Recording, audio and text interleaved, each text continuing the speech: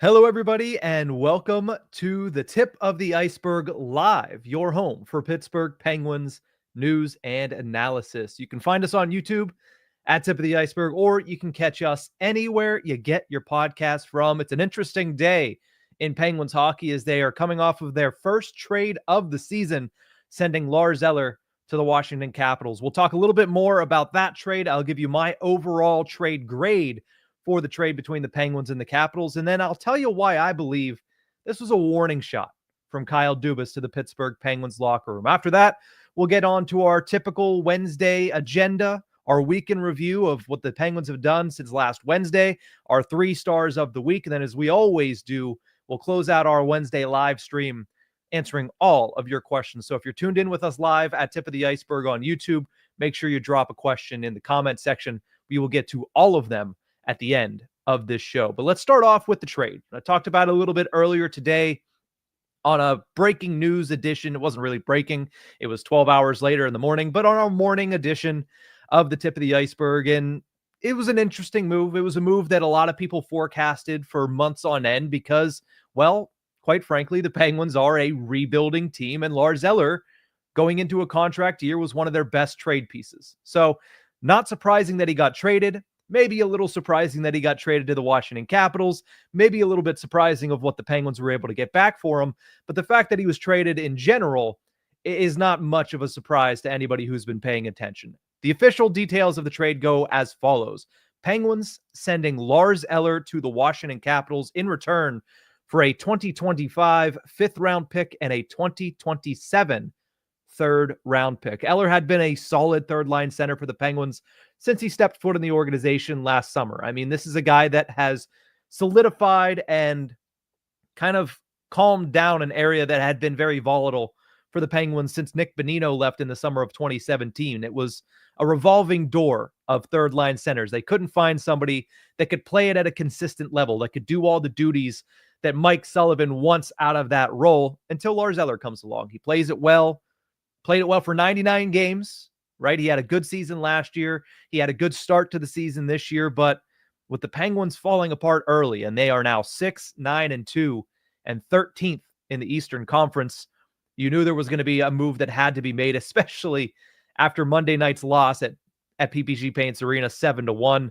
What it does is it opens up a space for some of these young players, guys like a Cody Glass when he comes back. The reason that he had been able to stay in the lineup is because, well, the Penguins have always had somebody on injured reserve all season. Early in the season, it was Brian Rust was on injured reserve. Matt Nieto started the year on injured reserve. Blake Lizotte started the year on injured reserve, which opened up opportunities for Cody Glass to kind of fit in wherever the Penguins needed him to be.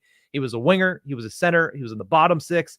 Didn't really get much top six time, but for the most part, he was the guy that Mike Sullivan said, when everybody else moves, we know with that one last spot, we can just put Cody Glass in, and he's going to do what's asked of him. So maybe this is an opportunity for Cody Glass himself once he comes back from injury to kind of settle into a roster spot with the Penguins, or maybe it's an opportunity for a guy like Sam Poulin, called up on Monday afternoon, didn't play in Monday night's game. Does he get in that role tonight? Does he get an opportunity to prove that he's taken steps forward and he can now be more of a player you can count on at the NHL level? Could it go to him? Could it go to a Vasily Ponomarev, a guy who the Penguins have kind of been overly excited for, but he's also been a guy that's been injured, which has taken away opportunities. Probably would have seen Ponomarev make his Penguins debut, at least at the NHL level last season, if not for the injury that he sustained at the end of the year.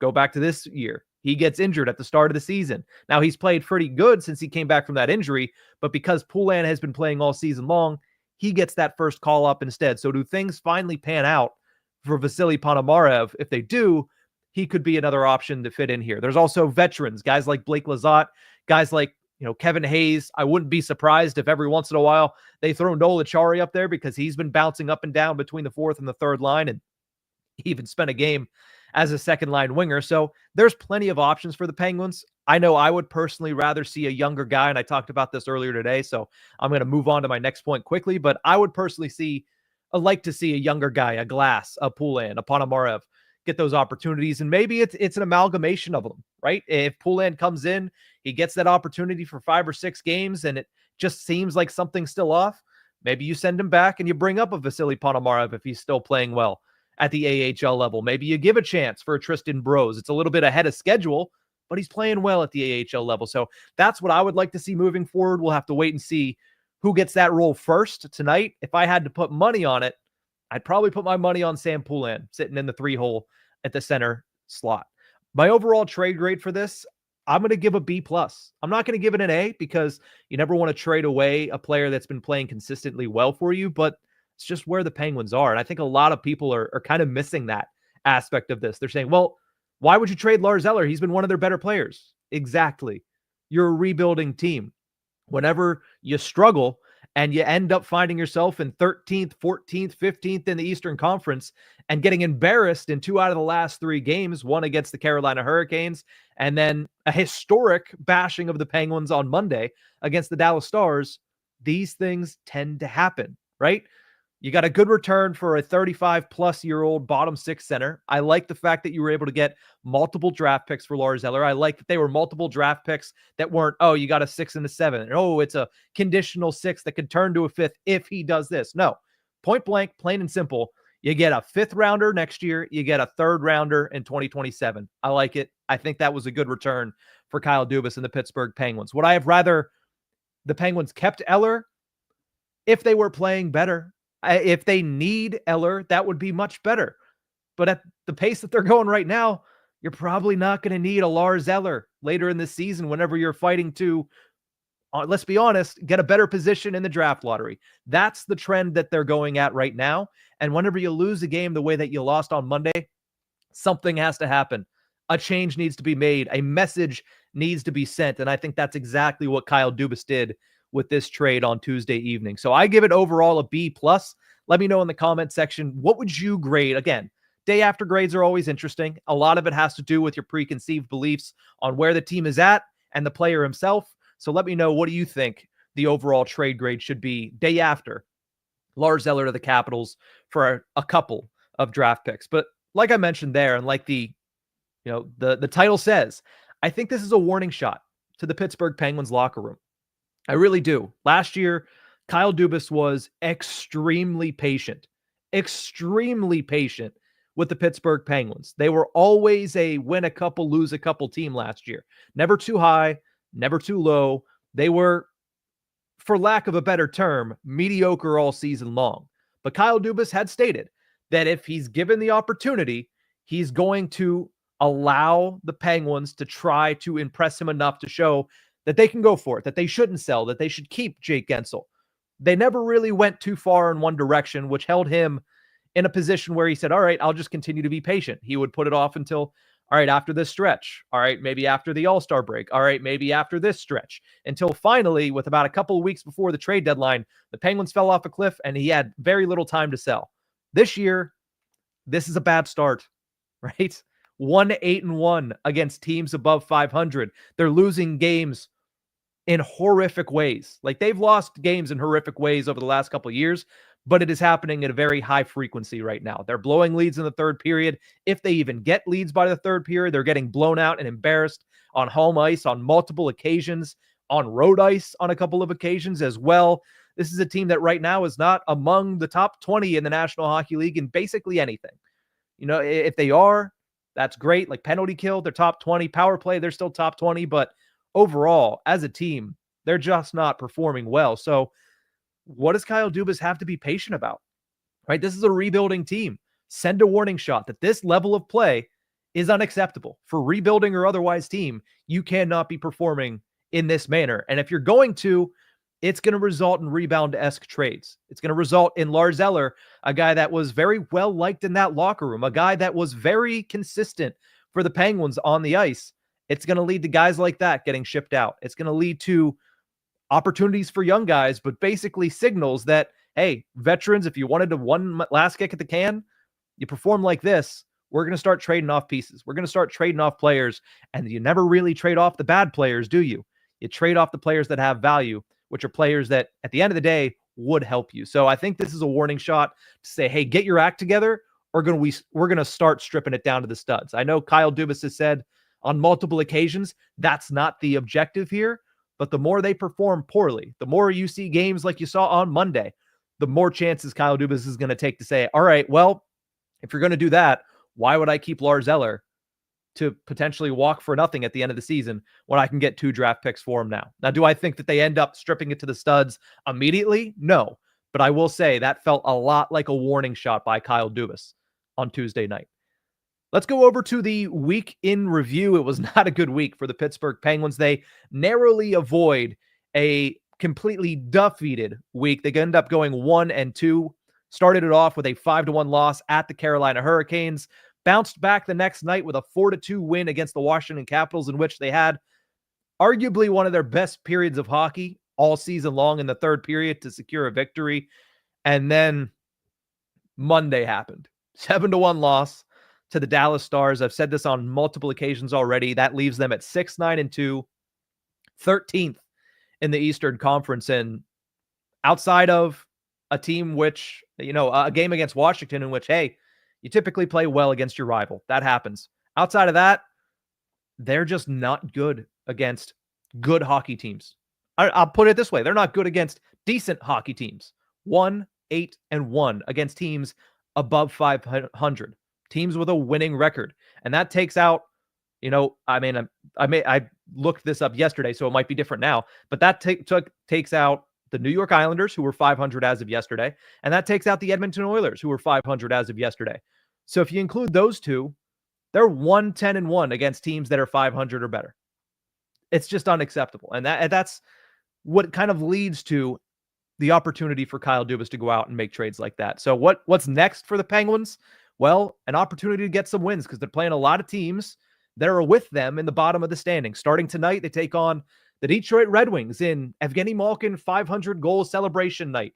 That's what a lot of Penguins games are at this point, is, hey, we're going to celebrate a milestone. We're going to celebrate something, and that's going to be the highlight of the week. That right now, that could be the highlight of the week. I'm hoping I'm wrong, and I'm hoping next Wednesday I'm sitting here saying, man, what a great week the Penguins had. What a great response they had to that loss and that trade. That's exactly what Kyle Dubas is hoping for. We'll have to wait and see. So they started all off tonight against the Detroit Red Wings, and then they'll go on the road on Friday to take on the Columbus Blue Jackets, their first matchup against the Blue Jackets this season. Then they come back home for a couple of games against the San Jose Sharks on Saturday in the second half of a back-to-back, and then against Jake Gensel and the Tampa Bay Lightning next Tuesday evening. So a busy week, 4 games over the next 7 days. We'll wait and see how they respond, because that's going to be the storyline of this week, is how do you respond after getting embarrassed by the Dallas Stars, and how do you respond after Kyle Dubas sends a message to the locker room saying, this is not going to fly. If you guys continue to be bad, we're going to start selling off pieces real early in the 2024-25 season. Should be an interesting week. But with that, let's go to the 3 stars of this past week. Let me know in the comment section who you have as your 3 stars. And then, as always, we will close out this show answering all of your questions. But 3 stars of the week, it was a hard one this week. It was tough, because whenever you lose 5-1 on the road against the Carolina Hurricanes, not many positives be taken from that. Whenever you lose 7-1 at home and you're down 6-0 after the first period, not many positives to be taken from that. Whenever you win in Washington, that's good. But am I really going to pick my 3 stars of the week based off of one performance? That's tough. So again, let me know in the comment section who you have, but here is who I have for the 3 best Penguins of this past week. Number 3, I'm going to give it to Blake Lizotte. He has impressed me to this point. Now, part of it is just, I like his style. And it is as advertised, because whenever he came in, one of the descriptions of Blake Lizotte that was given to me was, hey, if you liked Brandon Tanev, you're going to like a lot of what Blake Lizotte has to offer. I've seen it, right? He's been a spark plug in the bottom 6, similar to Brandon Tanev. It's not an apples to apples comparison. One is a center, one was a winger. One probably has a little bit higher offensive upside than the other one does. One plays with a little bit more speed than the other one does, a little bit of a better skater than the other one is. But I've liked what I've seen from Blake Lizotte. He has strong underlying numbers. He's physical. He's tenacious on pucks in the offensive zone. He's leading the team in expected goals over this past week, which is also a nice feather in the cap. 72.8% expected goals percentage when he's on the ice at 5-on-5. It's been a pretty good start to his career in Pittsburgh for Blake Lizotte, and you can kind of sense why he is one of the only players that Kyle Dubas doled out a multi-year contract to this offseason. I've liked what I've seen. Helps that he has 2 goals in 6 games. I know the one was an empty netter, but hey, You need to score those, especially with the way the Penguins blow leads. You need to make sure you put those in the back of the net. So I'll give credit where credit is due, and credit is due to Blake Lizotte. He's the third star of the week. Second star of the week, somebody who I think we're going to end up talking about a lot this week. I talked about him on the power rankings yesterday. He's my second star of the week today, and we might just do an entire segment on this guy, diving into the weeds on how his turnaround has been so abrupt. And that's Michael Bunting. He's not lighting up the score sheet, has 1 goal this week, 3 games played, 0 assists, but it seems like he's starting to find his mojo, right? Even when he was performing poorly, even when he went on that goalless drought to start the season, what were we all saying is the worst part of it? Not that he's not scoring goals. Yes, on the surface, you want him to start scoring more goals, but what was the one thing everybody said? He's invisible out there. That's not his game. His game is that no matter what's happening in the game, no matter how much he's struggling to put the puck in the back of the net, he's always visible on the ice. He's physical. He's getting under other people's skin. He's drawing penalties. That's when Michael Bunting is at his best. We've started to see a lot more of that since he was able to put that first goal in against the New York Islanders a little over a week ago. That kind of shifted something, and it might have been a gradual increase. It might have been partially the extra work that he's been doing with the skills coaches of the Pittsburgh Penguins. It might partly be that come to Jesus moment that he had when he was a healthy scratch on a couple of occasions. But it's all starting to come together for Michael Bunting, and he's played some very good hockey over this past week. The Penguins are out shooting opponents 24-9 with him on the ice at 5-on-5. They're out chancing their opponents 22-13. They have a 69% of the expected goals when he's on the ice out there.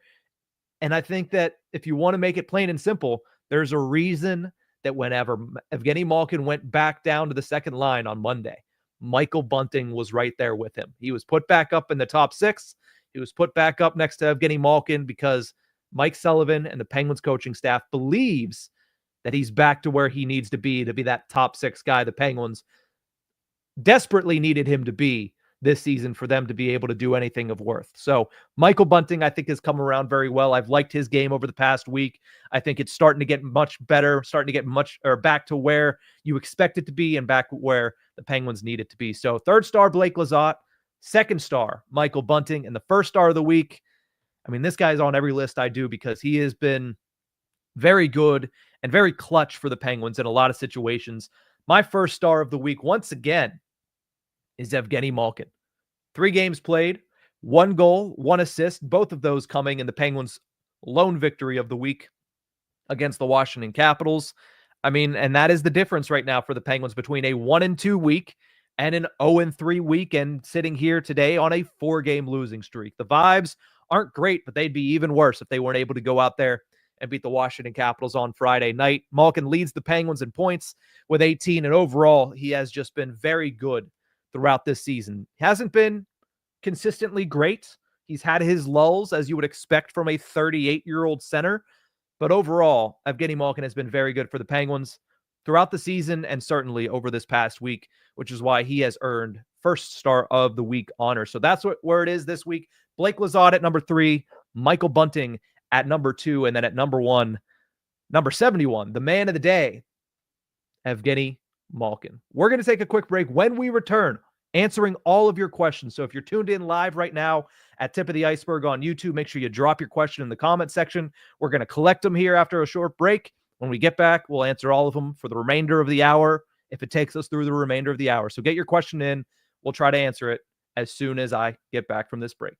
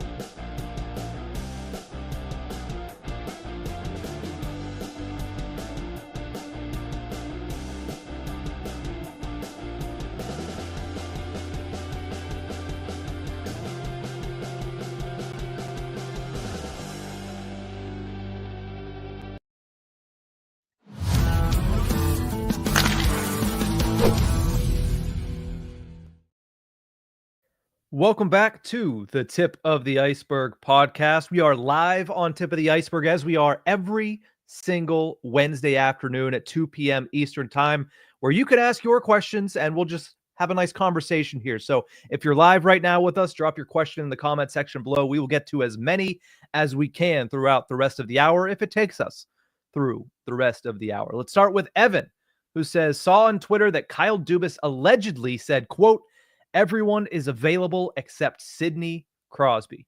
Sounds like fake news to me, as a lot of players have no movement clauses, but curious on your thoughts. That report coming from Taylor Haas of DK Pittsburgh Sports, and it is through the lens of a source that she had. And honestly, I trust her judgment and I trust her sources. So I'm going to say that's probably not fake news. And honestly, when that goes out there and when the report is that everyone is available except Crosby, it makes sense. And I understand there are players that have no movement clauses. Evgeni Malkin's is a full no move. Kris Letang's is a full no move. Brian Rust has a full no move. So too does Erik Karlsson.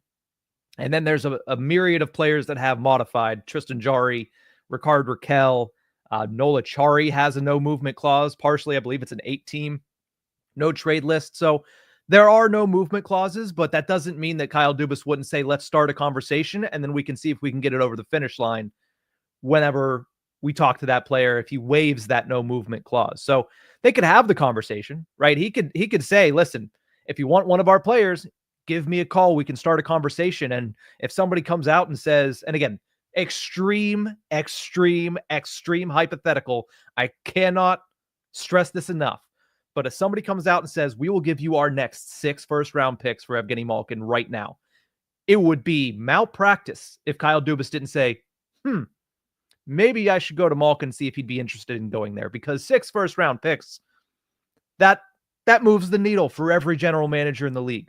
It's a very extreme hypothetical there, but that's when you see him saying everyone is available except 87. That means there's a conversation to be had if you are willing to part with enough assets on every player except Crosby. Crosby is the only, there's no chance in God's green earth that this guy is getting traded from the Pittsburgh Penguins. And honestly, with the way that they've performed, it makes sense. Now, does that make it likely that Malkin's going to get traded? No, it's very unlikely. Probably 98% chance that he's not going anywhere, that Letang's not going anywhere this season, and probably that Erik Karlsson and Brian Rust aren't going anywhere. But it doesn't mean that they aren't having the conversations. Doesn't mean that they're not having the discussions. And I'm not going to call it fake news because I trust the reporting of Taylor Haas at DK Pittsburgh Sports. So I get it why you could be skeptical, especially with the sheer amount of no movement clauses on the Penguins roster. But that's where they're at this point, that they're going to have the conversations if other teams are willing to have those conversations. And if those teams are willing to part with crazy assets to get a guy like Evgeni Malkin, it would be ignorant of Kyle Dubas to ignore those calls. Let's go over to Golf Legends, who says, Golf Legends 69, let me get that corrected. How long do you see the Penguins going with 3 goalies for? I honestly am surprised that they are, especially with what they're doing tonight, right? Joel Blomqvist did not have a good night against Dallas. Nobody had a good night against Dallas. I mean, maybe Tristan Jarry, if the press box was serving up some really good nachos that night, maybe he had himself a pretty good night, or anybody else that was a healthy scratch. Maybe Sam Poulin had himself a good night back at the NHL level for the first time this season. But if they're going to have Alex Nedeljkovic starting and Tristan Jarry backing up, or Tristan Jarry starting and Alex Nedeljkovic backing up, there's no reason to keep Joel Blomqvist at this level. I understood giving him another opportunity after he went out there and really gave your team a win because he played very well against Washington. I understand giving him another opportunity on Monday against the Dallas Stars, but if he's going to be benched, if he's going to be in the press box especially, there's no need to have him there. He's a young goaltender that the future is all in front of him. The Penguins love what they've seen out of him, but you need him playing. So if they're going to run with this, if they're going to run with Nedeljkovic and Jarry, which you're going to need to get Jarry some playing time. There was no need to send him down to the AHL if you weren't going to bring him up and let him try to prove that he actually got better. I don't see it going for very much longer, especially because Joel Blomqvist doesn't need to hit waivers to get sent down. They can't leave him in the press box. You can't do that. So if they're going to continue to do this, which that's the plan tonight, we'll see what their plan is for Friday against Columbus. and Saturday against San Jose. But if he doesn't start in those 3 games, they should send him down and they should get him to the AHL level and they should get him continuous playing time because that's the only way he's going to continue to develop and hopefully be one of your top 2 next season. He's young. You have time with him. You're not right now competing for anything. You're just trying to stay afloat. So you send the kid down, you let him develop behind a lot of players that he might be playing into the future with. Guys like Bros, guys like Ponomarev, Koivunen, like Pickering. Those are the guys that you want to get him some reps with. And if he's not getting anything at the NHL level, there's no need to keep him up here and run the 3 goalie system. Let's go to South Dakota Slim, who says, how long do you think the leash is for Mike Sullivan at this point? Shorter than it's ever been, but that's not saying very much. So that's the headline there, is it's shorter than it's ever been. And you can tell that he's starting to get a little aggravated. You can tell that he's starting to get a little short with the media. You can tell that he's starting to get a little bit, upset whenever these matchups and these games continue to go the same exact way and the Penguins fall in the same exact way. It's frustrating for a coach because you know that he's harping on, hey, when we're playing with a lead, we have to do these things. And the Penguins fail to do those things and they blow the lead. That's frustrating for him because at the end of the day, he's not out there on the ice. He's not in charge of execution. He's not in charge of the effort. If Erik Karlsson, again, just as an example, because it's something we've seen, if Erik Karlsson goes out there and gives 50% of the effort, what can Mike Sullivan do about that? So I don't put all of the onus on him, but I will say the leash is shorter than it's ever been. I don't think that it's close for him. I don't think that the seat is warm for him, but I think this is a year in which it starts to open the conversation, especially towards the end of the season. If they are far, far, far out of a playoff spot by the end of this year, I could see the conversation getting real serious about, hey, Mike Sullivan's time might be up in Pittsburgh. Now, the players don't want that. That's from everything we've heard. Sidney Crosby, Evgeni Malkin, Kris Letang, they all want to finish their careers with Mike Sullivan as their coach. But whenever you're playing this poorly, at some point, heads have to roll. I think the leash is as short as it's ever been. I don't think it's warm yet, but I think it could warm up substantially over the next 2 months if they continue to play the way that they've been playing. Let's go to Iconicer, who says, with Eller traded and some injuries, how do you think Poulin's chances for making it to the NHL? I thought after camp that ship had sailed, but here we are. I agree with you. After camp, I had moved Sam Poulin very far down the proverbial call-up list. I thought, okay, this kid is going to have to really start off the season hot for him to get an opportunity before the turn of the new year. Well, he did just that. He's been playing very good hockey at the AHL level, but here's the test. He's up, right? He got called up on Monday. He's on the NHL roster. He didn't play Monday night, which might have been mercy for Sam Poulin at this point. Does he get into the lineup tonight? I would imagine so. I would think Eller's departure makes way for Sam Poulin to make his season debut tonight. I'd like to see him in the third line role, right? Because he's played a lot of fourth line minutes when he came up. I'd like to see him on a third line role. I'd like to see him play with some talented players like, Jesse Puljujarvi, who he played very well with last year at the American Hockey League level. I like to see those two kind of rekindle a little bit of their chemistry. I'd like to see him maybe playing with Valtteri Puustinen as well. We called it the pool party line last year. Whenever Poulin and Puljujarvi were doing well and we said we could throw him up there with Puustinen, just call it the pool party line. I'd like to see that tonight. I think this is the opportunity. He didn't earn it out of camp. He had a rough camp, but he's been very good at the AHL, which is why he's up right now. Brian says, I wonder how much of Karlsson's salary they would have to retain if traded. He has 2 more years after this year. According to Puckpedia, it is $2 under $10 million is the salary cap hit.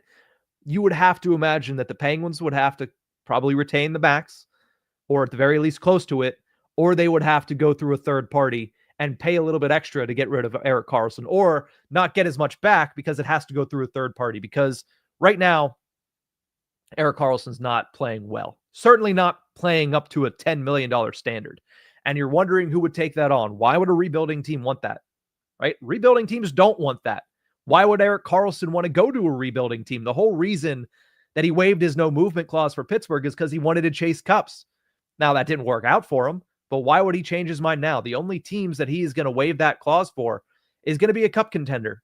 And I haven't looked extensively, but I have a hard time believing there's a lot of cup contenders that have that much cap space lying around and would want to bring on a defender that right now is as bad as he's ever been defensively and is just not getting it done enough offensively. The sparks are there. There's, as good as he once was, but not as good once, or he's not as good as he once was, but he's as good as once as he ever was. If I could get that correct, that's what he's showing right now. Every once in a while, he has flashes of that offensive brilliance, but for the most part, it's not enough to make up for his defensive deficiencies. Let's go over to Brian's second question here, who says, I surely hope they don't trade Gino, but I'll admit, as I age, the more sentimental I get, and increasingly against change. Bingo. Yeah, I don't think Evgeni Malkin's going anywhere. I don't. Now, the fact that there was that report, and we talked about it from Evan's question, and it was through DK Pittsburgh Sports' Taylor Haas. We see that report of everybody's available except 87. I will still say again, 98% chance Evgeni Malkin is not going to go, because even though he's performing well, and even though he has a pedigree and a name that carries weight in every locker room in the National Hockey League, nobody's going to offer what it takes to pry Evgeni Malkin away from the Penguins. I just don't see that happening. I just don't. Let's go to Evan's question here, who says, also heard that Vancouver was looking at trading for Marcus Pettersson. Not sure if this is true either, but if it is, what do you think a return would be for Marcus Pettersson? I was thinking Höglander and picks. I mean, right now, the Penguins want futures. They want young players that are, if you go with what they were going after last year, they wanted young players that were close to the NHL level, and they wanted some draft picks if possible. They've collected a lot of draft picks, but they haven't collected any first rounders. They've held on to their own, which is nice. That's a change of pace, but they haven't collected any first round picks. So would I take Höglander and picks? Yes. Do I think Marcus Pettersson's value is high? No, I don't. I think right now his value is fairly low on the last year of that current deal. Now, if teams are able to do what they did last year with Gensel, which is talk to him a little bit beforehand of, hey, actually, I don't think they did, but if the Penguins allow teams to reach out to Pettersson's agent and be like, hey, what are you thinking for that next contract? Could we potentially negotiate the ability to, at the very least, have an understanding of where you want to be, and if we can make that happen, then the return gets a little bit higher. But as of right now, he's a one-year rental that is struggling. You can blame him. You can blame the scheme. You can blame the fact that he's playing with Erik Karlsson, who's been bad. You can blame the fact that he's been playing with, at times, Kris Letang, who's been bad. But at the end of the day, he's not performing well this season, and that is going to tank his trade stock. So do I think that he's somebody that could be on the block? 100%. Do I think they're going to get a lot back for him? If they're trading him right now, probably not. If they hold off till the trade deadline and he starts to perform a little bit better and he starts to get back to what he has been in the past, then yes, I think his stock goes up a little bit more. But at the same time, defensive defensemen don't go for premiums on the left side at the trade deadline. I think you're looking at maybe some picks, maybe a decent prospect, but I don't think you're going to get a guy like Höglander plus picks from the Vancouver Canucks, unfortunately, because it'd be nice. I like Höglander. Let's go over to Golf Legends, who says, I've seen many people point towards Dubas as well, and that he should go. I don't see him getting fired and was wondering your opinion. No, he's not getting fired. He signed a 7-year contract and was hired under the impression that his job is to try his best to give this team an opportunity to go for it while making sure that he preserves the future, and a term that he always used, closes the gap between this contention window, which is very much close to closing, if not already closed. I'm just trying to be a little optimistic here, and the next one. That's what he was tasked with. Fenway knew when they hired him, listen, this is not a we're going for it every year thing. They're allowing him to spend to the salary cap, which is good, right? He's at the ceiling. That's nice. It's good of FSG to do that.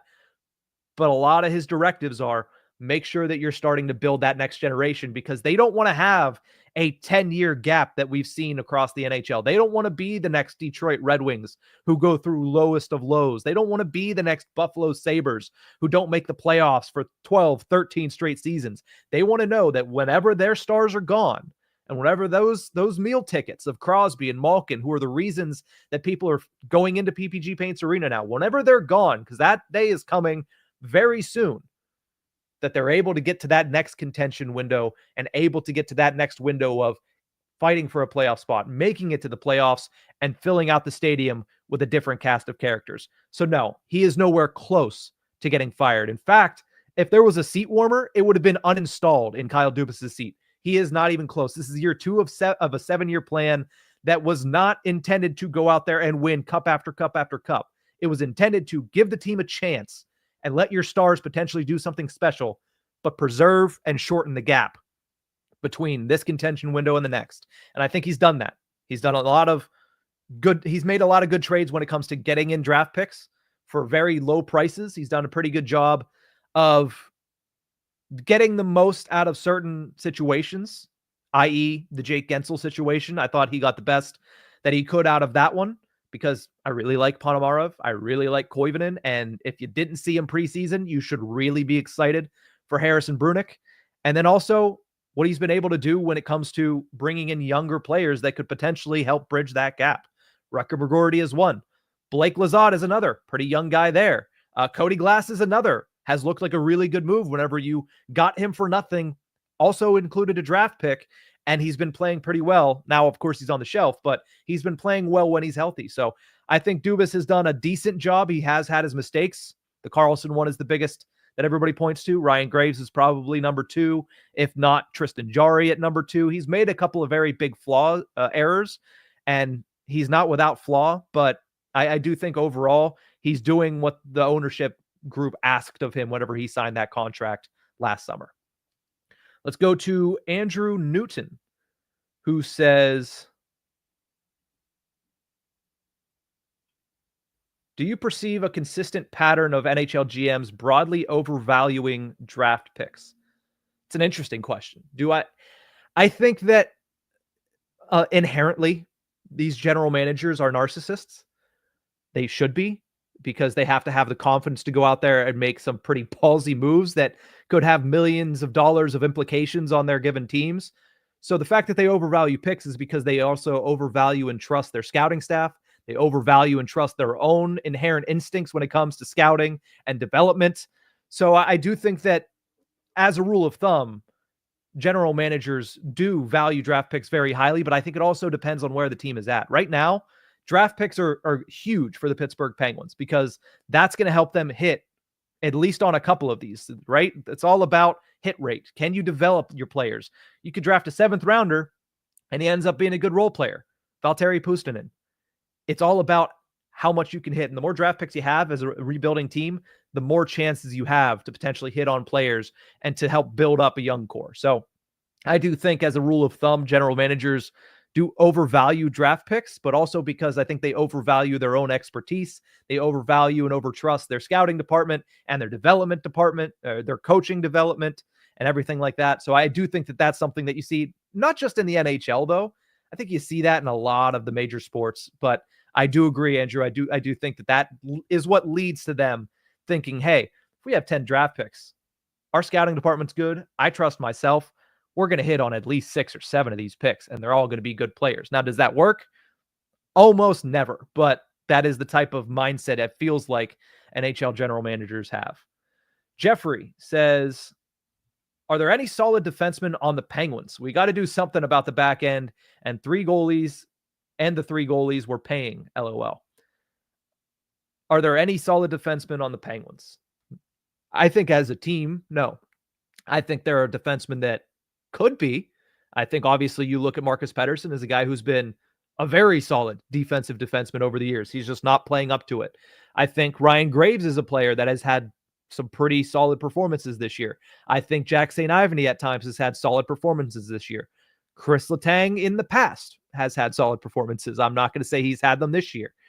Erik Karlsson, we're not even having that discussion. But I think you look at the AHL, there's a couple of names there that you can count on. I mean, hopefully in the future, Owen Pickering, I think he's taken a lot of strides over the past year and a half. Look at the WHL level. Harrison Brunick, he can't come up this year, but he has been very impressive since he was drafted, and honestly, before he was drafted by the Pittsburgh Penguins. So they have solid defensemen. It's a wholesale thing. It's not one player is going to step up and be a good defender. This team is so bad defensively that you can't call out one individual person for struggling, right? It's the entire team needs to be better be more responsible, be better about limiting giveaways, and they just have to be better overall. So do they have solid defensemen? Yeah, they do.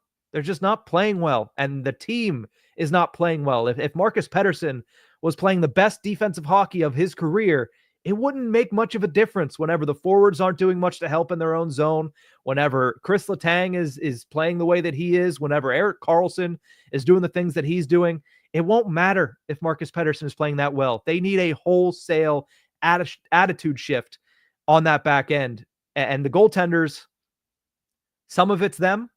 I've seen some bad goaltending this year. I've seen some games where everybody blames the goaltender. And realistically, what can you do in that situation? So I think Blomqvist has been far and away the best goaltender. I think you've seen kind of a coin flip Casey DeSmith type performances out of Alex Nedeljkovic. He's either extremely good or extremely bad. I think that's been the case for him all season long. And what do we get out of Tristan Jarry? He's played 3. He got sent down. He played well at the AHL level. What do we get from Tristan Jarry? That's going to be an interesting storyline to follow. Let's go over to Firm 77. I just want to make sure that I got all the questions in here. Reading down through this really quickly. All right, let's go to Firm 77, who says, do you think Crosby is really showing his change the coach body language, or do you think he's just concentrating on his game and the team? Monday night, we saw Sidney Crosby get as out of character as he has been all season. It's not been a pretty season from the jump, but Crosby absolutely bullied Sam Steele. I don't know what he was arguing with whenever he got the penalty call, but it was pretty evident that, 1, it was late, and 2, he was bullying him like a school kid on the playground. He was pushing his head down. He was putting his hand on the guy's head and keeping him down. It was a penalty, and that's frustration from Sidney Crosby. Very rarely do you see him take penalties like that. We saw it on Monday. I don't think it's changed the coach body language because he's not that type of player. He isn't. I think that's body language that's a result of you're getting your butt whooped, and this guy is a habitual winner. And whenever that happens, yeah, he's going to feel some type of way. So I don't think that I would chalk that up to change the coach body language. I would chalk that up to this guy doesn't like to lose. And I understand these are all professional athletes. None of them should like to lose. But Sidney Crosby is a freak of nature. We all know that. Mentally, physically, freak of nature. He does not lose very often. When he does, he doesn't take it well. He doesn't. So that's what I would chalk that up to. I don't think it's anything with fire the coach. Again, they've been very outspoken that they want to end their careers with Mike Sullivan as their coach. I don't think that's going to change for Sidney Crosby because of a losing streak. What's going to change is his attitude. He's going to get a little bit more upset. He'll channel that into performance, but you're hoping that he channels that into some wins for the Pittsburgh Penguins. Let's go to Brandon Rickner, who says, no team wants to tank or accept a season is lost, but is the front office pivoting to the top 5 pick to retool faster? A 15th to 20th pick would not help for a potential run next year or the year after. I don't think you can expect somebody to come in next year because that's the end of the window. Next year is Evgeni Malkin's last year. He said that maybe, don't rule it out, but I think everybody expects Evgeni Malkin to play this year, next year, and when his contract's up, he's gone. That's the overwhelming expectation. Now, we could be wrong. He could change his mind because right now he's playing very good hockey. If he continues that through the next 2 years, yeah, maybe he does want to come back and play that one last season. But nothing you're going to get next year, unless you get the number 1 or through number 5 pick, like you're mentioning here, is really going to help substantially. It's not. So are they pivoting to get a top 5 pick? No, that's not the plan. Unfortunately, it's not. Some people want to burn it to the ground. They want to get those top 5 picks. They want to get those top tier prospects. And listen, that'd be great. But part of the objective is give Crosby, Malkin, Letang, the core, as good a chance as they can to go out there and do something special, to make the playoffs and make some noise. That's what they want. They want moments back at PPG Paints Arena. It's been a long time since you've had postseason moments at PPG Paints Arena. That's what the front office wants out of this year and the next couple is, can you create those postseason moments? Can you go out there and win a playoff series? Can you go out there and maybe go on some crazy drastic run? They're not going to, as a front office, they're not going to pivot to getting a top 5 pick. They've pivoted as much as I think they're going to, which is moves like we saw yesterday with Lars Eller, moves like we saw this summer with Cody Glass and with Kevin Hayes, where they take on a struggling player, they take on a large contract in order to get draft picks to help close that window. But I don't think they're going to burn it to the studs. I don't think they're going to tank, as it were. And if they finish in the bottom 5, it's simply going to be because the team just is that bad. And that's it, because the team just hasn't performed. That's what it is. That's what built this year to be one of the worst in the league. It wasn't. Believe it or not, it wasn't. It was built to be a fringe playoff team that sneaks their way in and makes an impact. They just haven't done it to this point of the season, and that's why you see moves like yesterday start to happen.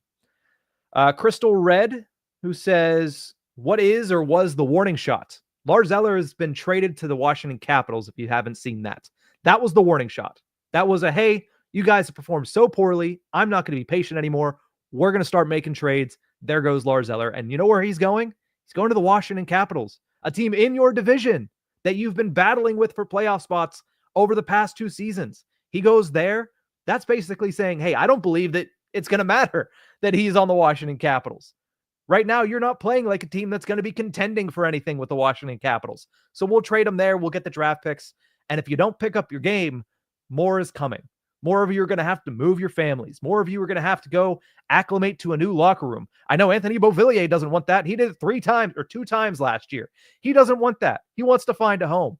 That's a warning shot to the locker room. Making a trade on November 12th of one of your more consistent players is a warning shot to the locker room. So that's what I'm saying was that warning shot. Mickey says, think there's any more trades coming after this trade? I mean, depending on what is your timeline here. Do I think they're going to make another trade where they're selling this season? Yes. I think they're going to sell other players this season. I think Nola Chari's name could be on that list. I think Marcus Pettersson's name could certainly be on that list. We talked about him earlier. If anybody's going to take Beauvillier or Grzelcyk, then their names could be on that list. You might get a conditional 7th back. But again, on the list, not for very much value, but on the list no matter what.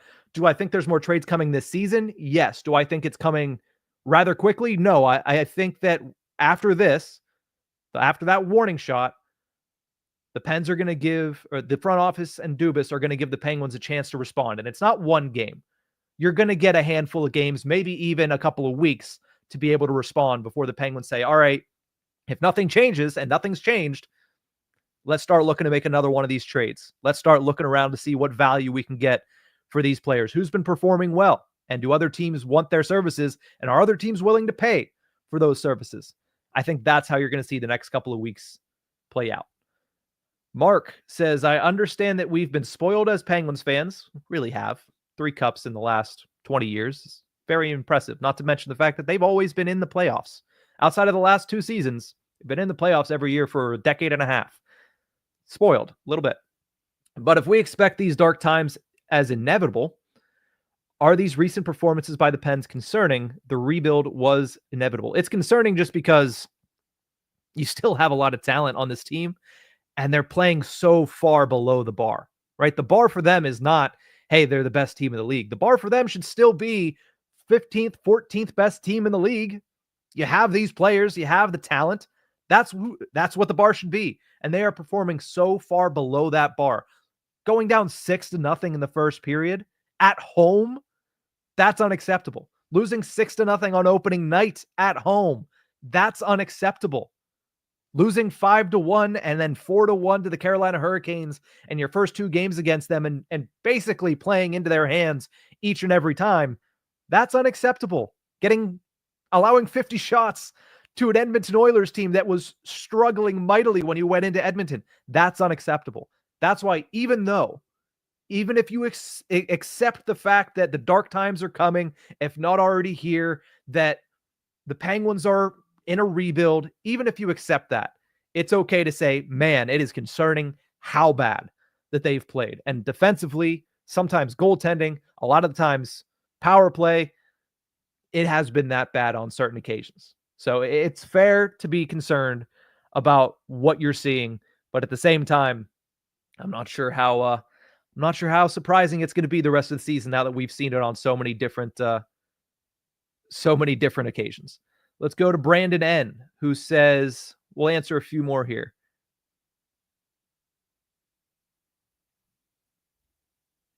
All right, we got a couple more. I just wanted to make sure I bookmarked them so I didn't miss any.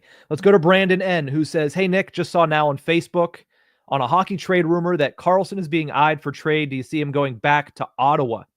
Again, probably not. Probably not. He would have to want to go somewhere. And maybe he wants to go to Ottawa, finish where it all started. But right now, what teams want to take on $10 million of Erik Karlsson, who's playing some really bad hockey? So I find it highly unlikely. Again, I don't know what your source was. I don't want to bash what you saw, but I find it very unlikely that somebody's willing to take on Erik Karlsson right now. Lenny says, who would you like to coach this team if Sullivan ever gets fired? I think that the way that they would run this is they would start with an interim coach. And again, gut feeling, probably Mike Vellucci, because Mike Vellucci has done a pretty good job as assistant coach for the Penguins. The penalty kill has been one of the more consistent, parts of their game, pieces of their game, all of last year and then into this year as well. I think the forwards he's gotten some good usage out of. So I think that they would probably go with him on the interim tag. And then for some reason in my mind, I feel like they want Kirk McDonald, who's currently the AHL coach of the Wilkes-Barre Scranton Penguins. For some reason, it feels like they're grooming him to be the next guy. Hopefully, I'm sure they're hoping that Sullivan can turn the ship around and Sullivan can, coach out his contract the next 3 years and help them shift from what they are now to the beginning of the rebuild and climbing back up the ladder. But for some reason, it feels like they are very high on Kirk McDonald. Again, it's very early. This is his first season in the organization, but he's doing pretty good things early on with Wilkes-Barre, and it feels like they're very, very excited to have him under the umbrella. So those are the two names that I would watch out for. Vellucci as interim, and then Kirk McDonald potentially going forward after that. But if you're looking for outside candidates, and I think it was down here already, John says Gerard Gallant, Jade Woodcroft, they're out there. I personally would prefer Gallant over Woodcroft. I think that that's what you need right now. But at the same time, I think there's just a lot of, there's a lot of options out there because coaches get cycled through so often. Sometimes you just want to go with the other name that you don't know much about. And I think the Penguins are a team that could potentially look to do that. But Gallant, Woodcroft obviously will be two of the usual suspects that would end up being in those conversations. Let's close it out with Evan here. Last question. What do you think McGroarty will have to do to get another call-up, as there's a lot of competition ahead of him for roster spots? Just keep doing what he's doing. Keep progressing. Keep stacking games, stacking performances, because that's what he did to earn that shot at the beginning of the season, right? It's not that he had it the second he walked into training camp. He walked in and he earned it by performing and stacking weeks and getting better and better as time went on. I think you're starting to see that at the AHL level. If he continues to do that, I think the Penguins have him high on their call-up list. I think when the time is right, they're going to pull the trigger on him. So I don't think he has to do anything extraordinary. It feels to me that he just has to continue to do what he did in the preseason, what it seems like he's doing at the AHL level, which is just stacking performances and continuing to kind of shore up certain areas of his game and improve game after game, week after week. I think that's the last thing that he'll have to do. But appreciate everybody tuning in. That is going to be it for this episode of Tip of the Ice-Burgh Live. Thank you so much to everybody for tuning into this one. Remember, you can find us on YouTube at Tip of the Ice-Burgh, or you can catch us anywhere you get your podcast from. We'll see you guys next time.